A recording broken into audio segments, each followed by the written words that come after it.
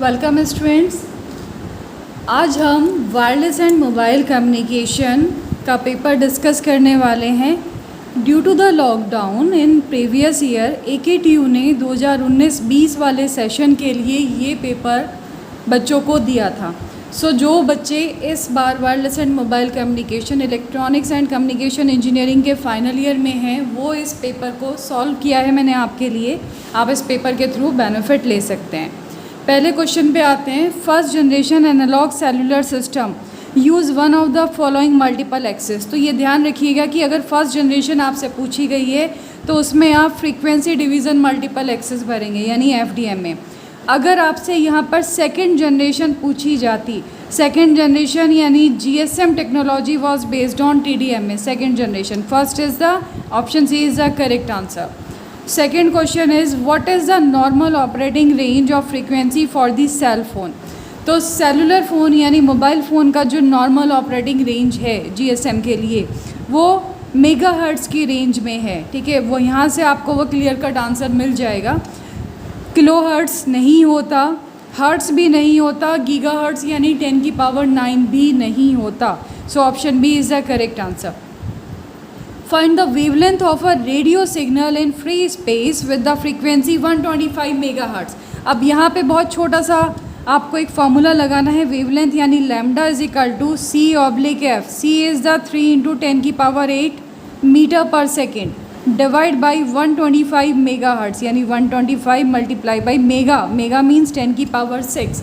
आप इस इक्वेशन को सॉल्व करेंगे, ये आएगा आपका 300, 10 की पावर 6 से 6 cancel, divide by 125।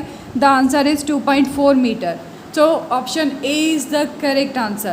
The next one is, this is define the Brewster angle। तो Brewster angle को आप जब डिफाइन करते हैं sin theta B is equal to, this is square root of ε1 oblique ε1 plus ε2।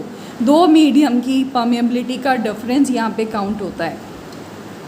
Friis free space equation is given by, ये fix formula है Friis के free space equation का। अब ये इक्वेशन क्या है, इसको ऐसे मानिए कि ये आपका एक टावर है। इस टावर से आप यहाँ इतनी दूर खड़े हैं, तो ये दूरी क्या है, दूरी is the distance D, right.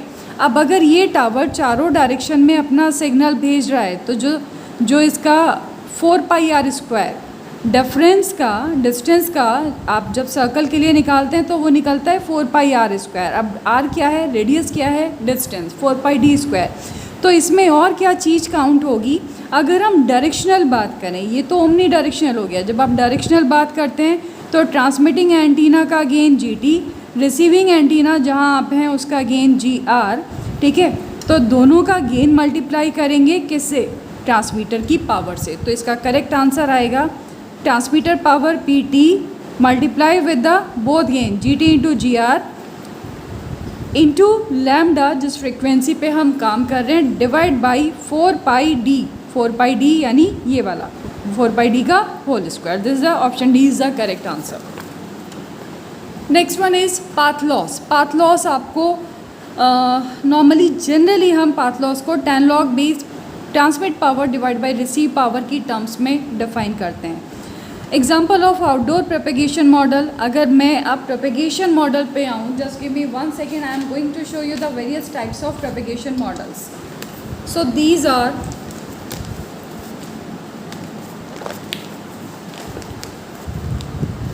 Are different propagation models, जिसमें आउटडोर प्रोपेगेशन मॉडल में आपके ये वाले मॉडल्स काउंट होते हैं, Longley Rice, Durkin, Okumura, Hata, वालफिश एंड वाइट बैंड। ये सारे मॉडल आउटडोर के हैं, यानी कि कमरे के या बिल्डिंग के बाहर ओपन एनवायरनमेंट में। इंडोर मॉडल मतलब जो आपके क्लोज्ड एनवायरनमेंट के, आप किसी बिल्डिंग के अंदर हैं, किसी रूम के अंदर हैं, राइट। उसके ये 3 मॉडल्स काम करेंगे, long distance path loss, Ericsson break point and attenuation factor. तो अगर हम यहाँ से ध्यान दें तो आउटडोर प्रोपेगेशन मॉडल क्या है, ये तीनों आपके इंडोर के एग्जाम्पल हैं। Hata model is the outdoor propagation model. Which shaped cell provide efficient transmission and coverage for the cellular radio. कौन सी शेप का सेल होता है? सेल की शेप होती है वायरलेस कम्युनिकेशन में हेक्सागोनल। ये वाला शेप आपको मिल दिया जाता है। क्यों दिया जाता है?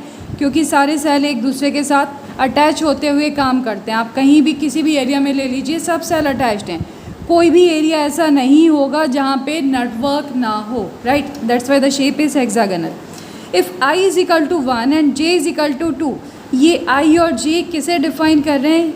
जब हम कुछ सेल को मिलाते हैं तो वो नया फॉर्मेशन बनता है एक cluster. Cluster is a group of cell, right? तो क्लस्टर के लिए अब मान लो ये सेल मेरा फ्रीक्वेंसी 1 पे ऑपरेट होता है, तो इस सेल से कितनी दूर जाके मैं दोबारा से फ्रीक्वेंसी 1 पे एक नया सेल ऑपरेट कर सकती हूँ, वो डिफाइन किया जाता है क्लस्टर साइज के थ्रू। ये उसका इक्वेशन है, स्टैंडर्ड इक्वेशन ये है, n is equal to I square plus I J plus J square. I क्या है? आपको स्ट्रेट कितना जाना है? मान लो ये मेरा सेल है, आई 1 दिया है तो मुझे स्ट्रेट 1 जाना है। जे 2 दिया है तो मुझे 260 डिग्री पे मुझे 2 पे शिफ्ट लेना है, तो यहाँ पे मुझे नया सेल मिलेगा। इसी तरह से मुझे स्ट्रेट 1 जाना है और शिफ्ट लेना है।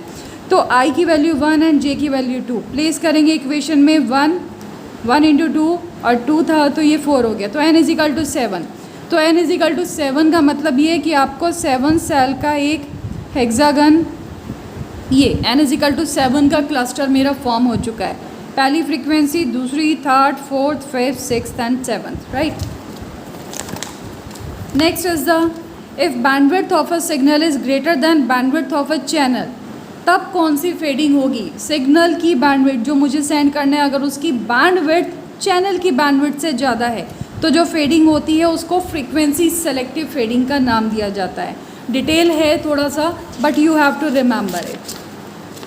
Similarly some questions are of very detailed part, but we people have to remember if we didn't knows about the feeding in detail. If coherence time period is greater than the symbol time period, मुझे एक bit भेजने में जो time लगेगा वो symbol period है, और coherence time period अगर उस सिंबल पीरियड से बड़ा हो तो कौन सी फेडिंग होगी? That is known as a slow fading, right? अब यहाँ पे मैं एक बार फिर से आपको मैं अपने नोट्स में ये चीज़ दिखा देती हूँ। जस्ट मुझे थोड़ा सा समय दीजिए। I am going to search for the fading part.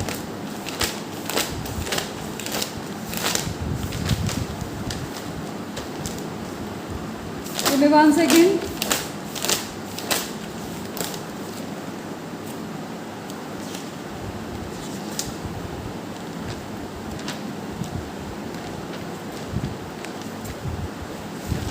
There are a number of pages, that's why the time is taken.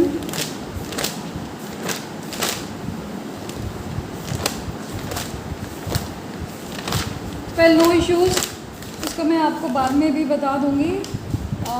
Fading के लिए एक पूरा टैबुलर कंपैरिजन है जिसके थ्रू हम इस चीज़ को आइडेंटिफाई करते हैं। Slow fading versus fast fading, frequency selective fading versus, hope it is getting open here,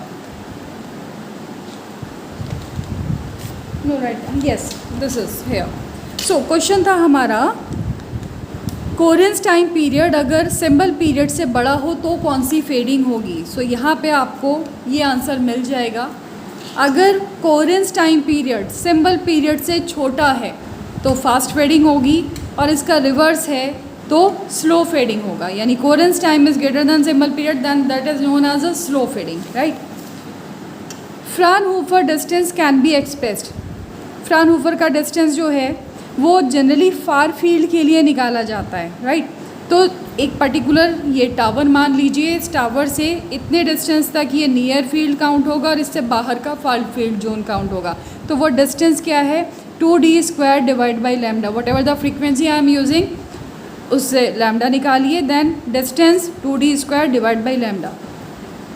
which one is not radio propagation mechanism? Resonance एक मैकेनिज्म है जिसके थ्रू हम रेजोनेंट सर्किट्स फॉर्म कर रहे हैं, बट रिफ्लेक्शन, डिफ्रैक्शन और scattering ये हमारे रेडियो प्रोपेगेशन मैकेनिज्म है। Question number 14 is define effective isotropic radiated power, EIRP। इसको इन शॉर्ट आप EIRP के नाम से जानोगे। तो EIRP क्या डिफाइन करती है, जितना मेरे टावर की पावर है, transmitting power, multiply with the मेरे टावर का गेन, जो नया टर्म निकल के आया PT इंटू GT, वो बनाएगा मेरा effective isotropic radiated power, right. The next question that is Rayleigh criteria holds good as long as, Rayleigh criteria कहाँ पे अच्छा माना गया है, इसमें थोड़ा सा मुझे डाउट है क्योंकि मुझे क्वेश्चन इनकम्प्लीट लग रहा है, but as I am saying that it may be the answer may be cos theta I is equal to λ/8 for the distance d, right. The next one is frequency range of the Hata model, straightforward answer है, Hata model की frequency range 150 megahertz से 1500 megahertz के बीच में होती है, right. Okumura model की frequency range 150 megahertz से 1920 मेगाहर्ट्ज के बीच में होती है। One of the most simple method of the method और मॉडल, सिंपलेस्ट मेथड में या सिंपलेस्ट मॉडल में ऑक्यूमरा मॉडल को काउंट किया जाता है। अगर कोरेंस टाइम लेस हो सिंबल पीरियड से, अब वही आ गया हमारा क्वेश्चन जो मैंने आपको अभी नोट्स में दिखाया था, कोरेंस टाइम अगर छोटा होगा तो फास्ट फेडिंग होगी।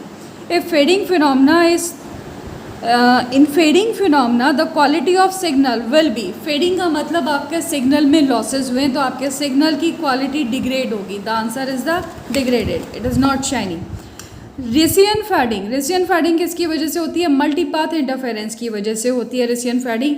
ये मेरा टावर था और यहाँ पे मैं हूँ रिसीवर, यानी कि तो टावर ने एक तो सीधा सिग्नल दिया जिसको लाइन ऑफ साइट सिग्नल का नाम दिया जाता है, इसके अलावा ये किसी बिल्डिंग से टकरा के आ रहा है सिग्नल, या किसी और व्हीकल से टकरा के आ रहा है, या यहाँ पर कोई सपोज़ कोई क्राफ्ट है या कोई हिल है उससे टकरा के आ रहा है, तो इस जगह सिर्फ स्ट्रेट फॉरवर्ड सिग्नल नहीं आता, बहुत सारे अलग अलग सिग्नल्स रिसीव होते हैं जिनको मल्टीपाथ फेडिंग का नाम दिया जाता है, राइट। मल्टीपाथ फेडिंग एक एडवांटेज भी है अगर सेम फेज में हो, और ड्रॉबैक भी है अगर ये डिफरेंट फेज में हो। Next question is Nakagami distribution. Nakagami distribution को हम स्मॉल स्केल फेडिंग के लिए जनरली यूज़ करते हैं as a probability distribution that is related to gamma distribution. The correct answer is the gamma. 23rd question is shape parameter m for the Nakagami distribution is m should be greater than equals to 1/2, right. The next one is adaptive white Gaussian noise is a basic noise model used in information theory to mimic the effect of random process के लिए हम adaptive white Gaussian noise को use करते हैं generally. The term adaptive white Gaussian noise originates due to the following reason. Noise जो है वो additive nature का माना गया था, right? तो यानी एक तरह से आपके पूरी स्क्रीन पर वो नॉइज़ प्रेजेंट रहता था, तो इसलिए इसको नाम दिया गया था white additive white Gaussian noise का। In dispersive channel we focus on, dispersive channel में आप हमेशा ISI इफेक्ट पर फोकस करेंगे, this is known as inter symbol effect, यानी कि दो, एक सिंबल ये था, राइट, एक सिंबल का फ्रीक्वेंसी डिस्ट्रीब्यूशन ये था और दूसरा सिंबल मेरा इसके एंड होने के बाद दूसरा सिंबल स्टार्ट होना चाहिए था, बट मेरा दूसरा सिंबल इसके एंड होने से पहले स्टार्ट हो गया।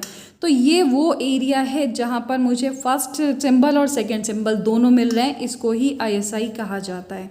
सो डिस्पर्सिव चैनल्स जो होंगे that is based on the ISI। Calculating all the physical processes affecting a signal from the transmitter to receiver, that is called as the modeling कर रहे हैं हम किसी भी चैनल की, that is known as a modeling of channel. Wireless channel modelling does not contain, क्या नहीं होता वायरलेस चैनल मॉडलिंग में, फिल्टरिंग नहीं होता उसमें, बाकी तीनों पैरामीटर्स होंगे। Diversity technique that provides a important factor at a relatively low cost in wireless link में वो किया जाता है, right. Some of the diversity in which the information is transmitted repeatedly at a specific time spacing is time diversity, वो है वो technique है जिसमें इंफॉर्मेशन को आप रिपीटेडली सेंड कर रहे हैं। Name of the diversity in which the information is transmitted on many carrier frequency, अगर फ्रीक्वेंसी चेंज हुई है तो फ्रीक्वेंसी डाइवर्सिटी कही है, अगर टाइम चेंज हुआ है तो टाइम डाइवर्सिटी होगा। स्पेस डाइवर्सिटी के केस में आप एंटीना की डाइवर्सिटी कर रहे हैं, ना टाइम ना frequency, right. So the next one is 33 number का क्वेश्चन हमारा, In maximum ratio combining technique, all the branch signal are combined coherently with the necessary one coefficient. That should be the linear coefficient. First channel vocoder कब develop, किसने develop किया था? Homer Dudley ने उसको develop किया था. Voice excited vocoder mainly design for the operating eight.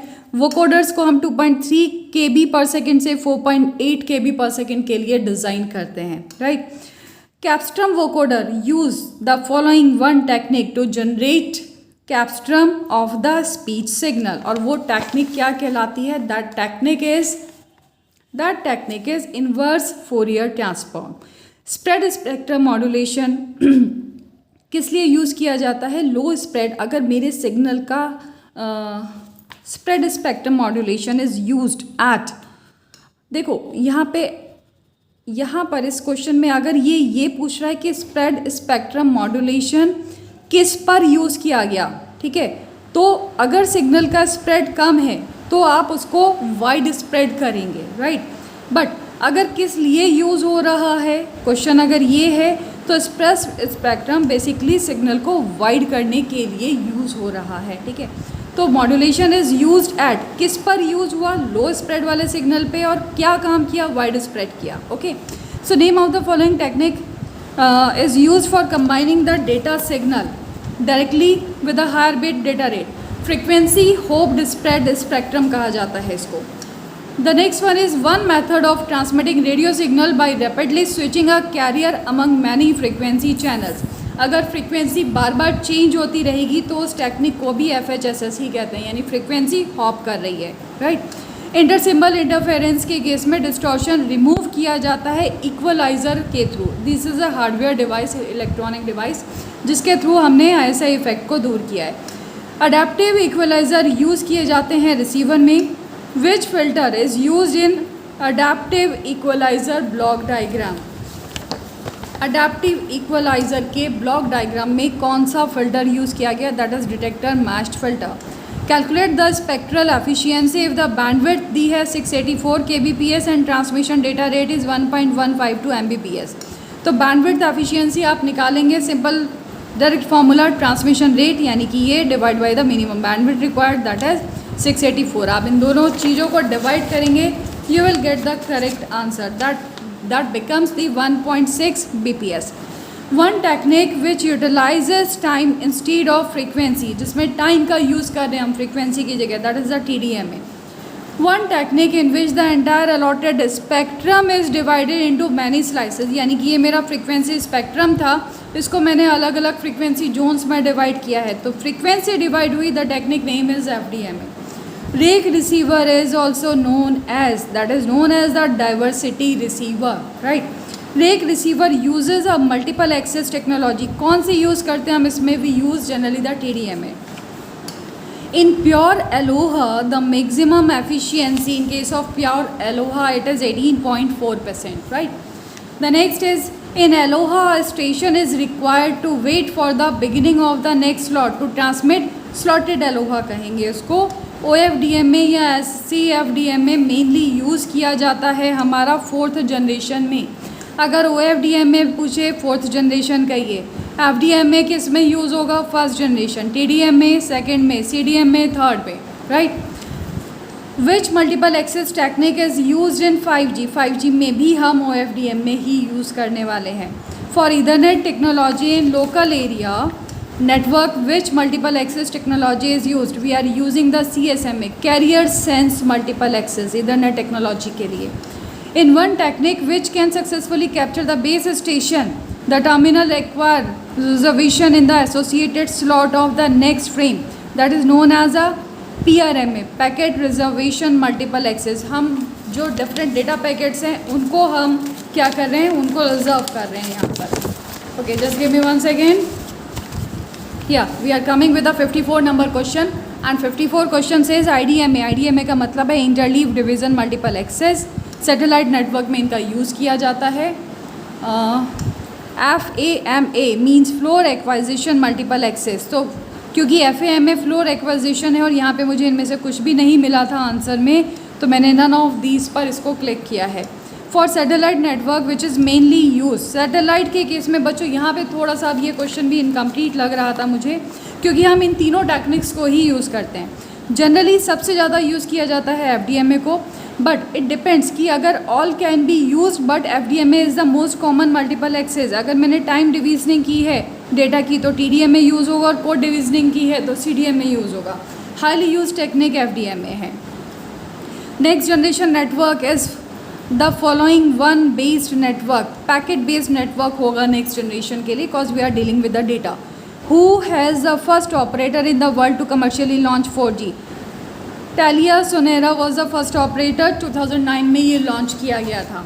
One example of smart antenna, switched beam antenna smart antenna का example है। Li-Fi is the one of the wireless networking technology. Li-Fi का complete name है light fidelity. तो क्योंकि ये light को deal कर रहा है, लाइट में डील करता है, तो इसलिए एक इसका पार्ट हुआ ऑप्टिकल नेटवर्किंग का।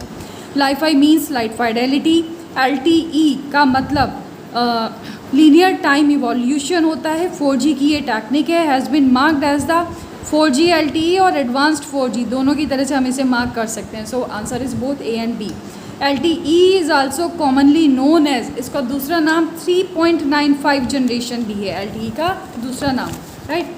64 number question says wireless network that dynamically self organised in a wireless network without using any pre established infrastructure, उसको नाम दिया गया है मोबाइल एडहॉक नेटवर्क का, राइट। सो थोड़े से क्वेश्चन रह गए हैं हमारे, let us complete that part. IMT 2000 international mobile telecommunication 2000 is the year which is representing over here. Third generation का ये स्टैंडर्ड है। Global system for mobile communication GSM second generation का स्टैंडर्ड है, डिजिटल सेलुलर नेटवर्क के लिए use किया जाता है। हिडन नोड प्रॉब्लम किस में आती है? मैनेट में आती है, that is mobile ad hoc network. An ideal fixed wireless local loop system has most important feature, कौन सा फीचर होगा? क्वालिटी ऑफ सर्विस का होगा इसमें। Satellite operate in extreme temperature from -150 degree centigrade to 150 degree centigrade पर आपके generally satellites operate होते हैं। And the last question is main component of a satellite does not consist, क्या नहीं होता है? एंटीना होता है, ट्रांसपॉन्डर होता है, रिसीवर होता है, बट ऑर्बिट इसका कंपोनेंट नहीं कह सकते हम, ठीक है। तो orbit is not a component, right. So this is all about your 2019-20 paper. Wish you a very good luck for this year paper. All the best.